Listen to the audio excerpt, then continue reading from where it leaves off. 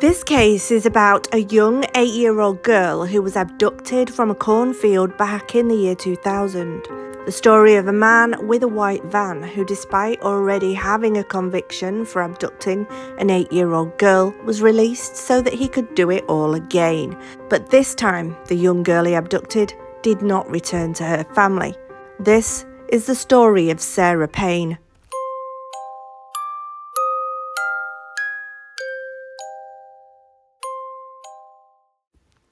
Sarah Payne lived in Hersham, Surrey, with her parents Michael and Sarah and her brothers and sisters. On the evening of the 1st of July, year 2000, she disappeared from a cornfield near the home of her grandfather, Terence Payne. And Sarah's grandfather explains for the first time what happened on the day she vanished.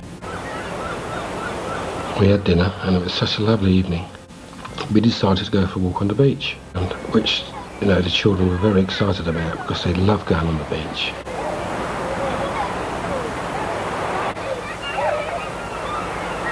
We were walking along, as you do, throw stones in, laughing, joking. And the children got a little bit fed up and they said to Sarah, "Mummy, can we go and play on the swing?" Which is a field just at the back of my house. And they all run off as children do, laughing and jumping and skipping. The little ones were playing dinosaurs, and Sarah said that she was going home. She didn't want to play anymore. Well, she went across the field out into the road. Lee went diagonally opposite to cut through the edge to jump out on her. She wasn't there. It was that quick. Sarah Payne had been playing with her two older brothers, aged 13 and 11 at the time, and her youngest sister, aged 5. Sarah had crawled through a gap in the tall harvest and into the road adjacent to the field. She was heading back to her grandparents' home because she'd received a knock on the head while playing. But while walking down the road, she was abducted by a man in a white van. Sarah disappeared on the 1st of July, and within a few hours, a countrywide manhunt had begun to find the missing girl. Everyone in the UK knew about Sarah Payne. Her older brother Lee told the police that he had seen a white van speed past as he got to the edge of the field to follow Sarah. He said that this unkempt man behind the wheel waved at him, but the boy had no idea that they had his little sister in the back of the vehicle. He was quite scruffy, he said, looking like he hadn't had a shave for ages. He had little white stubbles on his face and little bits of grey in his hair, and he was greasy and stuff. The investigators began mapping the area for known sex offenders. Volunteers and dogs searched the surrounding area for days, and Sarah's parents spoke at daily press conferences trying to get back their little girl from whoever had taken her. A police search of the local area commenced and quickly transformed into a nationwide search and national news story, with members of the Payne family, mostly her parents, Michael and Sarah, making numerous television and newspaper appeals for her safe return. We need her home now, today, as quickly as we possibly can. She's our life. On the evening of the 2nd of July, the year 2000, officers from Sussex Police first visited Mr. Roy Whiting at his seafront flat in Littlehampton as part of their inquiries into Sarah's disappearance. A number of suspects, particularly sex offenders, were looked into and questioned. Police officers and numerous volunteers had scoured the area in Littlehampton for clues to Sarah's disappearance, and her family made nationwide appeals. On the 10th of July, police announced that they'd received information regarding a sighting of a little girl who matched Sarah's description at Knutsford Services on the M6 motorway in Cheshire on the morning after she disappeared. 3 days later, her parents Michael and Sarah were warned by police to prepare for the worst, explaining that the emphasis of their inquiries had now shifted and that the possibility that their daughter would probably not be found safe and well. And then the police arrived at their house. And by the way they were acting, Sarah, her mother, knew it was bad news, but she was at home on her own and she asked the police if they could wait for her husband. She tried to stall the officers by changing the subject because she knew what they were going to say and she didn't want to hear it. But then the children came running in. It was on the news at literally the same time police were there to tell the family that they'd found her body. Police searching for the missing 8-year-old Sarah Payne have found the body of a little girl in West Sussex. Her brothers had heard it on the news. Her body had been found. On the 17th of July, a body had been found in a field near Pulborough, West Sussex. After 16 days of searching, the police had found Sarah. She was partially buried at a roadside near Pulborough, 18 miles from where she was kidnapped. She was naked, she'd been strangled and suffocated. The post-mortem showed that Sarah had suffered a violent death, and most of her hair had been pulled out in the process. Due to the fast decomposition of the body due to the warm weather, the coroner couldn't specify what injuries Sarah had incurred. Still, the loose ball of hair from her head would quickly identify her abductor and killer. Police visited Mr. Roy Whiting's flat on the afternoon of the 2nd of July, but he was not there. The police returned the next evening and questioned Mr. Roy Whiting for over an hour before leaving. The officers left Mr. Roy Whiting's flat, but they were suspicious of his apparent lack of concern for the young girl, which differed from the attitude of at least the others that they had already questioned. Mr. Roy Whiting reappeared soon afterwards and attempted to drive away in his van. He was stopped by police and he spent 2 days in custody, but the police had no concrete evidence to press any charges, although they had found a receipt for fuel at Buck Barn Garage near Pulborough, which contradicted his alibi. He told police that he had been at a fun fair in Hove at 5:30 p.m. that day, returning home to his flat by 9:30 p.m. Investigators were still looking into Mr. Roy Whiting and were trying to find holes in his alibi. Roy was released on bail. Police found a receipt for the fuel garage not far from Coolham, where one of her shoes had been found. After his initial arrest, Mr. Roy Whiting did not return to his Littlehampton flat. He went to stay with his father in Crawley. On the 20th of July, 3 days after Sarah Payne's body had been found, the shoe was recovered at the side of the road in the village of Coolham, 3 miles from Pulborough. This was identified belonging to Sarah. By now, they had Roy under surveillance. On the 23rd of July in the year 2000, Roy Whiting stole a Vauxhall Nova in Crawley and was pursued by police at speeds of up to 70 miles per hour before crashing into a parked vehicle. He was arrested on charge of dangerous driving. They had something to keep him locked up for while they questioned him further. He was remanded in custody until the 27th of September, when he admitted to charges and he was jailed for 22 months. After Roy Whiting began his jail term for the car theft and dangerous driving, detectives carried out forensic tests on his 1988 white Fiat Ducato van, which he had bought on the 23rd of June. And what they found was disturbing. Given this man's history, inside the van police found sweets, toys and a rope hidden behind a curtain. There were also knives, baby oil and cable ties. He had made the vehicle into a portable prison. Forensics began immediately and they found evidence very quickly. Sarah's loose hair was found to contain over 200 material fibres, and some of these had come from a sweater found in Mr. Whiting's van. Further fibres on Sarah's shoe was found to match the passenger seat cover on the van, and Sarah's hair was found on a sweater. On the 6th of February 2001, following 7 months of investigation, Mr. Roy Whiting was charged with the murder of Sarah Payne. On the 6th of February, Roy appeared at Lewes Crown Court and charged with the abduction and murder. He pleaded not guilty to both charges and was remanded in custody while still serving his sentence for the motoring offences, but the new charges against him prevented his release from prison during the summer of that year. Roy's trial began on the 14th of November 2001 at Lewes Crown Court.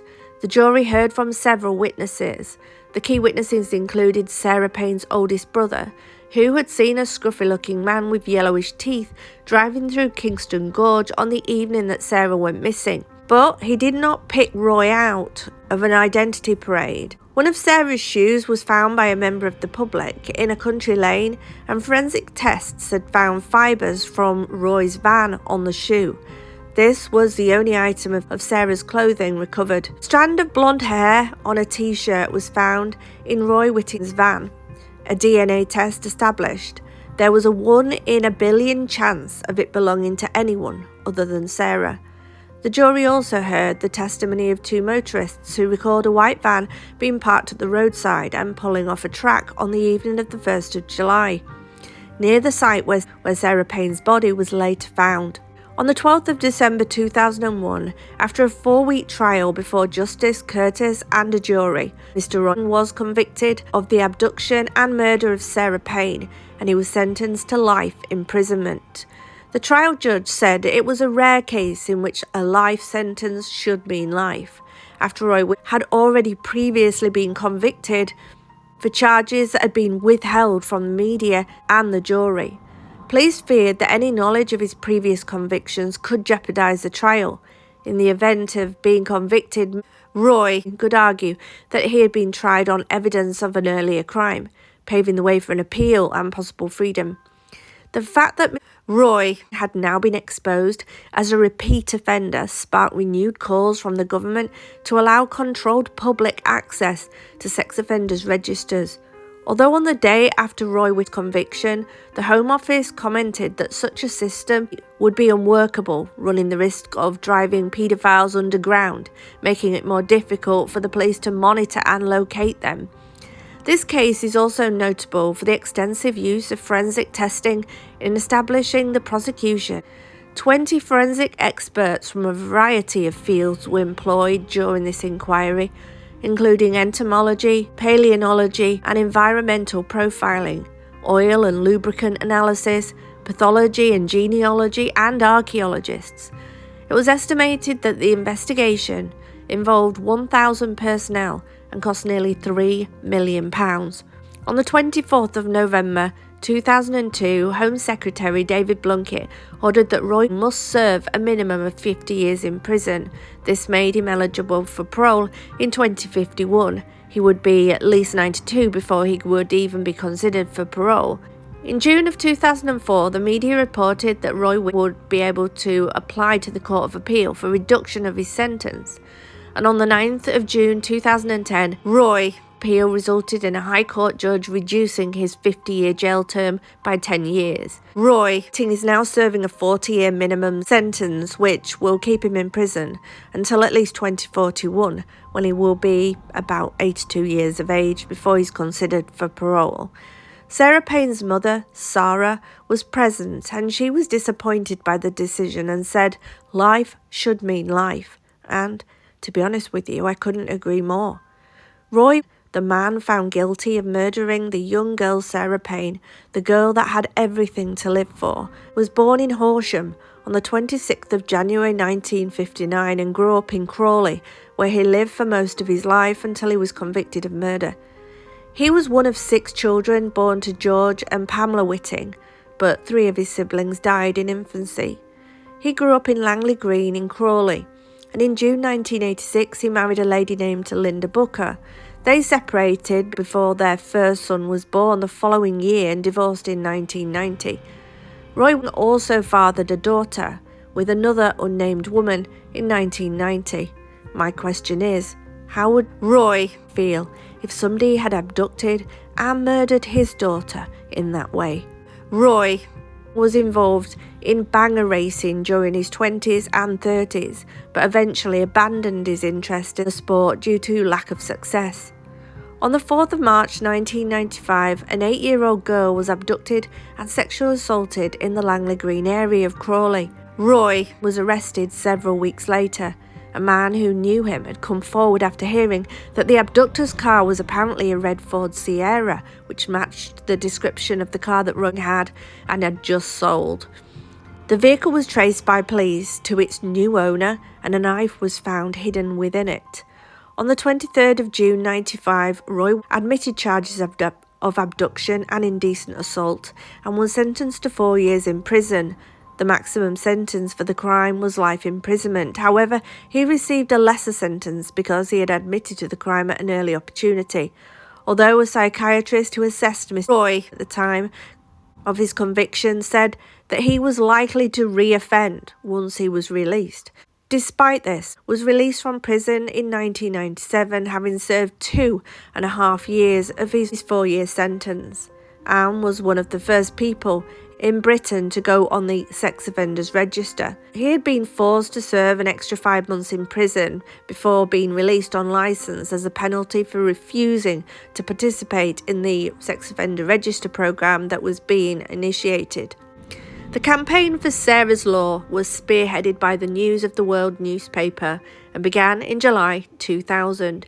In response to Sarah's murder, this became the campaign for what is known as Sarah's Law, named after Megan's Law in the United States following a similar case several years earlier. Her parents backed the campaign as they were sure that their daughter's killer, a previously convicted sex offender. Their belief was proved correct 17 months later when Roy Whitting was found guilty of the murder, and it was revealed that he had already got a conviction for abducting and indecently assaulting an 8-year-old girl.